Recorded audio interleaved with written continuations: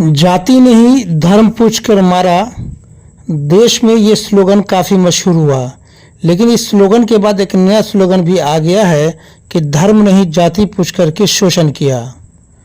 शासन प्रशासन से एक तीखा सवाल कि क्या बिहार के दरभंगा जिला में उच्च जाति का होना कोई अपराध है।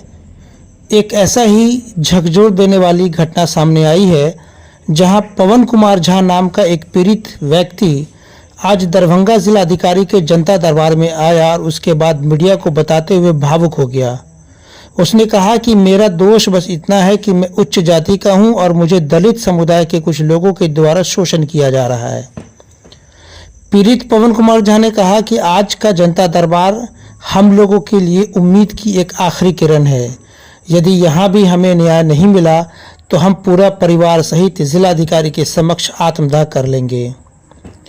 भावुक होते हुए पवन कुमार झा ने आप बीती सुनाते हुए कहा कि हम पिछले 2-3 वर्षों से न्याय के लिए मुख्यमंत्री के जनता दरबार, उसके बाद हाई कोर्ट का दरवाज़ा खटखटाया, जिलाधिकारी के समक्ष आए, दरभंगा के डीडीसी के पास भी आए, अंचल अधिकारी के पास गए, एसडीओ के पास गए, लेकिन उन्हें कहीं भी न्याय नहीं मिला। उन्होंने कहा कि न्याय के लिए जहां भी जो कर सकते थे वो हर जगह गए, लेकिन सिवाय झूठी तसल्ली के अभी तक उन्हें न्याय नहीं मिला और वह न्याय के लिए अभी तक भटक रहे हैं। क्या कुछ उन्होंने कहा, चलिए सबसे पहले आपको वो सुना देते हैं। सर, हम लोग जनता दरबार में आए थे डीएम साहब के इंसाफ मांगते मांगते जो है ना, अब होता है कि माँ बेटा बाप आत्महत्या कर लूं, इंसाफ नहीं मिल रहा है। मुख्यमंत्री साहब के जनता दरबार में गए थे, वहां पे से आदेश हुआ था कि डीएम साहब मौके पे जाए और तुरंत रास्ता को खोले।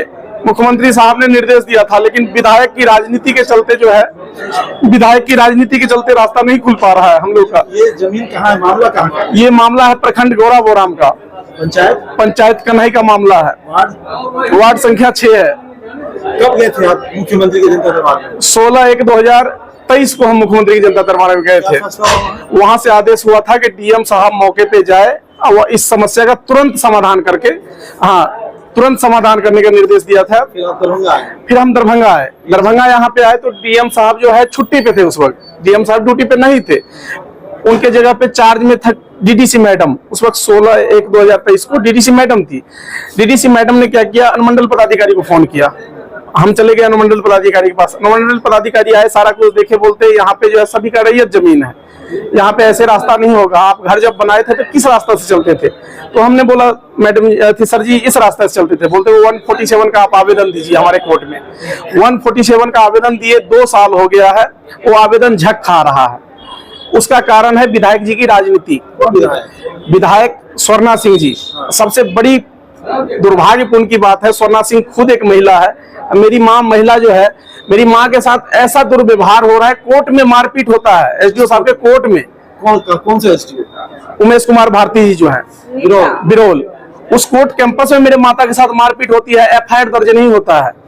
विधायक के दबाव में आके जो है थाना अध्यक्ष एफआईआर दर्ज नहीं करता है। आरोपी आज के डेट में भी सरेआम घूम रहा है।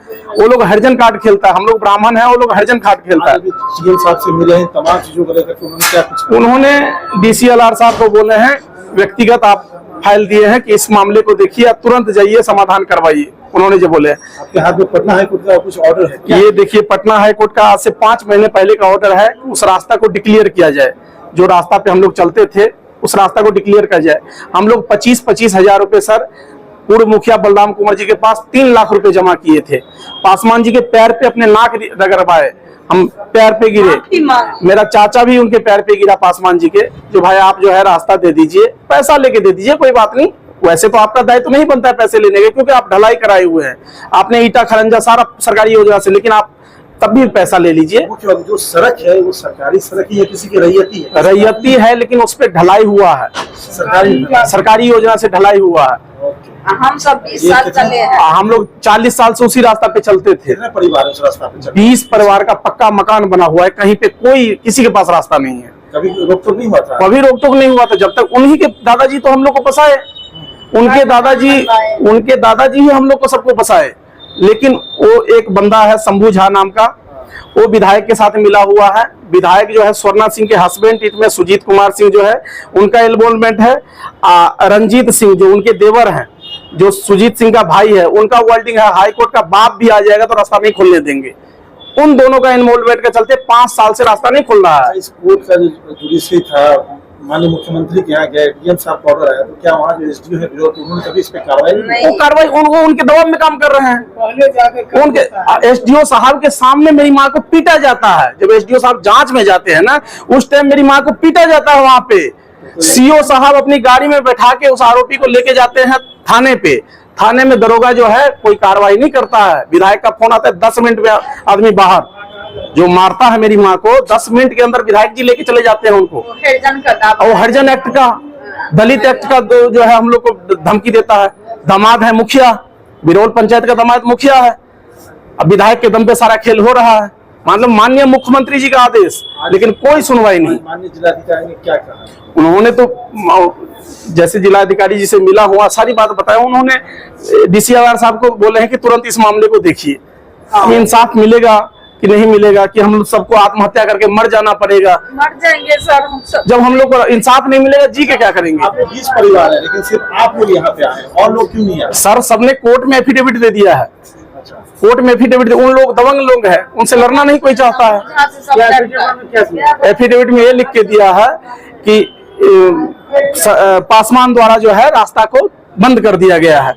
हम लोग रास्ता देने के लिए तैयार हैं, हम लोग का कोई दिक्कत नहीं है। पासवान द्वारा दीवार देके जो है रास्ता को बंद कर दिया है। केवल एक पासवान या पूरे? एक पासवान है, वहाँ कितना जमीन है उनका उसमें? 2 घर है। 2 घर है। एक का नाम है कमल पासवान, एक का नाम है हरे राम पासवान। आपका क्या नाम है? मेरा नाम पवन कुमार झा है। ये मेरी माता है अनोखा देवी। इन्हीं के नाम से कोर्ट में आवेदन है, इन्हीं के नाम से हाई कोर्ट का डायरेक्शन है। मैं गया था माननीय मुख्यमंत्री जी के पास, वहां से उन्होंने निर्देश दिया, लेकिन जिलाधिकारी साहब महोदय नविंदर नाथ झा, अगर जिलाधिकारी साहब चले जाते उस वक्त, लेकिन थे नहीं, इनकी भी गलती नहीं। अगर कहा जाए आप क्या चाहते हैं प्रशासन से? प्रशासन से हम कुछ नहीं चाहते हैं, सिर्फ इंसाफ चाहते हैं, आपसी सद्भाव चाहते हैं। पासवान जी भी हमारे हैं, ठीक है कि नहीं? उनके बाप दादा ने हमको बसाया है।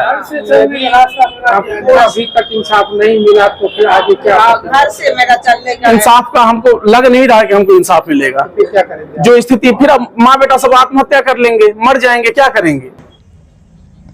ये थे पीड़ित पवन कुमार झा। मीडिया के द्वारा जब पवन कुमार झा से पूछा गया कि आपको डीएम साहब ने क्या आश्वासन दिया, तो उन्होंने कहा कि डीएम साहब ने तुरंत एक्शन लेते हुए वहाँ पे मौजूद डीसीएलआर को आदेश दिया कि इस मामला का तुरंत समाधान किया जाए। अब देखना है कि पवन कुमार झा को न्याय मिल पाता है या ये भी एक झूठी तसल्ली है। पवन कुमार झा ने बताया कि वहाँ स्थानीय विधायक से लेकर के एसडीओ और स्थानीय थाना शासन प्रशासन से वो इतना डरे हुए हैं कि पूरा परिवार घर छोड़कर के शहर में जहाँ तहाँ रात गुजार रहे हैं, वो भी पूरे परिवार के साथ। साथ ही साथ उन्होंने शासन प्रशासन से अपील की है कि यदि इस बार भी उसे न्याय नहीं मिला तो वह जी करके करेंगे क्या, डीएम साहब के समक्ष पूरे परिवार के साथ वह आत्मदाह कर लेंगे। Bureau report, Darbhanga.